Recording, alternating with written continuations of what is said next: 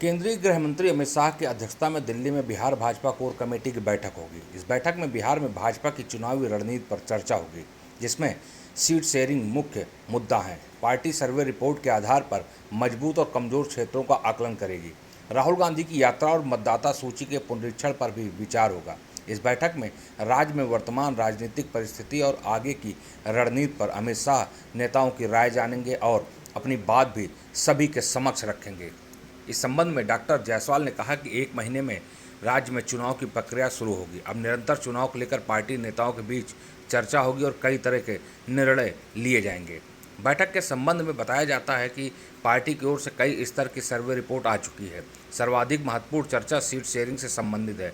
Party सूत्रों की माने तो मजबूत और कमजोर क्षेत्रों के साथ अदला बदली वाली सीटें भी लगभग चिन्हित हो चुकी हैं।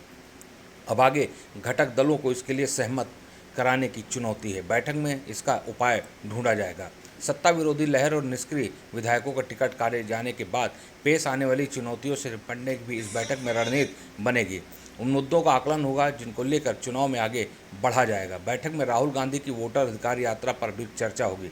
बताया जाता है कि इस बैठक में इस यात्रा से महागठबंधन के अनुकूल या प्रतिकूल में बने माहौल पर चर्चा होनी है। साथ ही यात्रा के दौरान एक मन से प्रधानमंत्री नरेंद्र मोदी की मां के लिए कहे गए अपशब्दों के प्रतिकार की ऐसी रणनीति बनाई जाएगी जो एनडीए के लिए चुनावी दृष्टिकोण से लाभप्रद हो। इस प्रकरण में विपक्ष के आरोपों की धार को कुंद करने के साथ अपने लिए संभावना की राह ढूंढी जाएगी। इस बैठक में प्रधानमंत्री दूसरे नेताओं की रैलियों जनसभाओं के संबंध में भी निर्णय हो सकता है।